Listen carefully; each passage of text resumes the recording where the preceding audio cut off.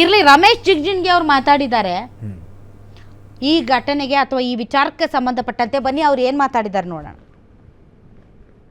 ಯಾರೇ ಮಾತಾಡಿದ್ರೆ ಅದು ಮಾತಾಡಬಾರ್ದು, ಯಾರೇ ಮಹಿಳೆಯರಿರಲಿ ಗಂಡಸರಿರಲಿ ಭಾಳ ಮಾತಾಡಬಾರ್ದು. ತಪ್ಪಿದ್ದಾಗ ಅಲ್ಲಿ ಕರೆದು ಚೇಂಬರ್ನಾಗ ಅವ್ರ ಮಂತ್ರಿ ಪಂತ್ರಿದ ಒಳಗೆ ಹೋಗಿ ಹೇಳ್ಬೇಕು, ನೋಡು ಇದು ತಪ್ಪು ಮಾಡಿದ್ರು. ಬೈಲಿಗೆ ಪಬ್ಲಿಕ್ನಲ್ಲಿ ಹೇಳೋದು ಅಷ್ಟು ಸರಿ ಉಚಿತ ಅನಿಸೋದಿಲ್ಲ. ಯಾರೇ ಮಾತಾಡಿದ್ರೆ ಅದು ಮಾತಾಡಬಾರ್ದು, ಯಾರೇ ಮಹಿಳೆಯರಿರಲಿ ಗಂಡಸರಿರಲಿ ಭಾಳ ಮಾತಾಡಬಾರ್ದು. ಬಿಜೆಪಿಯ ಟಾಲೆಸ್ಟ್ ಲೀಡರ್ ಅವರು. ಇದು ಸಭ್ಯತೆ, ಇದು ಅನುಭವ, ಇದು ಹಿರಿತನ, ಇದು ಅನುಭವ, ಇದು ಹಿರಿತನ, ಇದು ಗೌರವ. ಇದನ್ನ ಮಾತು ಅಂತ ಅನ್ನೋದು. ಏನೋ ಪೊಲಿಟಿಕಲಿ ನಮಗೆ ಏನೋ ಹಿನ್ನಡೆ ಆಗುತ್ತೆ ಅಂತ ವಿಜೇಂದ್ರ ಅವರು ಸೇರಿದಂತೆ ಎಲ್ಲ ನೀವು ಬಿ ಜೆ ಪಿ ಲೀಡರ್ಸ್ ಮಾತಾಡ್ತಾ ಇರೋದನ್ನು ನೋಡಿದರೆ ಈಗಲೂ ಸಮರ್ಥಿಸ್ಕೋಬೋದಾ? I don't know. ಎಲ್ಲ ನಿಮ್ಮ ಕಡೆನೇ ನಡೀತಾ ಇತ್ತು. ಇದರಲ್ಲಿ ತಪ್ಪಾಗಿದೆ. ರವಿಕುಮಾರ್ ಅವರು ಬಾಯಿ ತಪ್ಪಿ ಹೇಳಿದ್ದಾರೆ, ಅವ್ರ ಹತ್ರ ಕ್ಷಮೆ ಕೇಳಿಸ್ತೀವಿ, ಹಿಂಗ ಮುಗಿದೋಯ್ತು.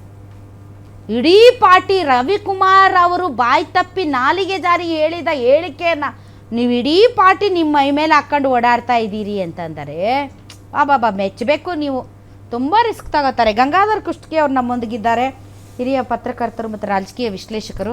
ಸರ್, ತಾವು ಇದು ಹೆಂಗೆ ನೋಡ್ತೀರಿ ಸರ್ ಈ ಹೇಳಿಕೆನ?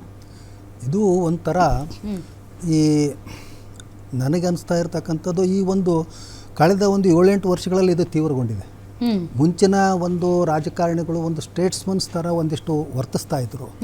ಆ ಸ್ಟೇಟ್ಮನ್ ಕ್ಯಾರೆಕ್ಟರ್ ಹೋಗ್ಬಿಟ್ಟು ಒಂದು ಆರ್ಡಿನರಿ ಪಾಲಿಟಿಷಿಯನ್ಸ್ ಥರ ಒಂದು ಕೆಲವರು ಇನ್ನೂ ಕೆಲವರು ಏನಪ್ಪ ಅಂದ್ರೆ ಪುಡಾರಿಗಳ ಥರ ವರ್ತಿಸ್ತಾ ಇದ್ದಾರೆ.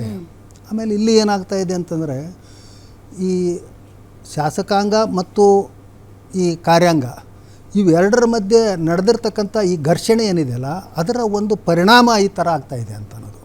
ಯಾಕೆ ಅಂತ ಹೇಳಿದರೆ ಇವತ್ತು ಕಾರ್ಯಾಂಗ ತನ್ನ ಗೌರವವನ್ನು ಉಳಿಸ್ಕೊಂಡಿಲ್ಲ, ಹಾಗೆ ಶಾಸಕಾಂಗನೂ ತನ್ನ ಗೌರವವನ್ನು ಉಳಿಸ್ಕೊಳ್ತಾ ಇಲ್ಲ.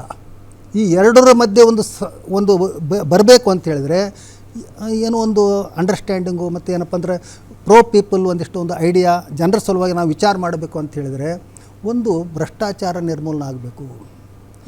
ನನ್ನ ಭ್ರಷ್ಟಾಚಾರ ದಟ್ ಈಸ್ ಇಲ್ಲ ಅಂದರೆ ಭ್ರಷ್ಟಾಚಾರ ಸಪರೇಟ್ ಇಶ್ಯೂ ಸರ್. ಆದರೆ ಇವತ್ತು ಒಬ್ಬ ಮಹಿಳಾ ಅಧಿಕಾರಿ ನನ್ನ ಮನವಿಯನ್ನು ಸ್ವೀಕರಿಸೋದಕ್ಕೆ ಬಂದಿಲ್ಲ ಅನ್ನೋ ಕಾರಣಕ್ಕೆ ಅವರು ರಾತ್ರಿ ಸರ್ಕಾರದ ಕೆಲಸ ಮಾಡ್ತಾರೆ, ಬೆಳಗ್ಗೆ ಮುಖ್ಯಮಂತ್ರಿ ಕೆಲಸ ಮಾಡ್ತಾರೆ ಅಂತ ಅನ್ನೋದು ಅದು ಸರಿ ಅಲ್ಲ.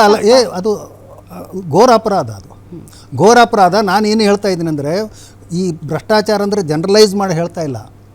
ಈ ಯಾವ ಅಧಿಕಾರಿ ಅಲ್ಲಿ ಹೋಗಿ ತಾನು ಒಂದು ಪೋಸ್ಟಿಂಗ್ ತೊಗೊಳ್ಬೇಕಾದ್ರೆ ಏನು ಭ್ರಷ್ಟಾಚಾರಕ್ಕೆ ಏನಪ್ಪ ಒಳಗಾಗ್ತಾನೆ, ರಾಜಕಾರಣಿಗಳು ಅವ್ರನ್ನ ಏನಪ್ಪ ಅಂದರೆ ಯಾವ ರೀತಿ ಸಾಕ್ತಾರೆ, ಅದರ್ಲಿಂದಾಗಿ ಏನಪ್ಪ ಅಂದ್ರೆ ಈ ಒಂದು ಸ್ಟೇಟ್ಮೆಂಟ್ ನಾವು ಮಾಡೋದು ಬ್ಯಾಡ್ರಿ ಸರ್. ಯಾಕಂತ ಹೇಳ್ತೀನಿ ಅಂತಂದ್ರೆ ಈಗ ನಾವು ಒಬ್ಬ ಉತ್ತಮ ಅಧಿಕಾರಿಯ ಬಗ್ಗೆ ಮಾತನಾಡುವ ಸಂದರ್ಭದಲ್ಲಿ ಭ್ರಷ್ಟ ಅಧಿಕಾರಿಗಳ ಉದಾಹರಣೆಯನ್ನ ಮುಂದೆ ಚೆನ್ನಾಗಿ ಕೆಲಸ ಮಾಡುವ ಉತ್ತಮ ಅಧಿಕಾರಿಗಳು ಡಿಮೋಟಿವೇಟ್ ಆಗ್ತಾರೆ ಸರ್. ಇಲ್ಲ ಅಂದ್ರೆ ನಾನು ಅವರಲ್ಲಿ ಯಾಕೆ ಆ ಗರ್ವದ ಭಾವನೆ ಬರ್ತದೆ ರಾಜಕಾರಣಿಗಳಲ್ಲಿ ಅಂತ ಹೇಳ್ತಾ ಇದ್ದೀನಿ. ನಾನು ಅನುಪಮ ಶೆಣೈ ಉದಾಹರಣೆಯನ್ನು ಕೊಡ್ತಾ ಇದ್ದೀನಿ ನಾನಿಲ್ಲಿ.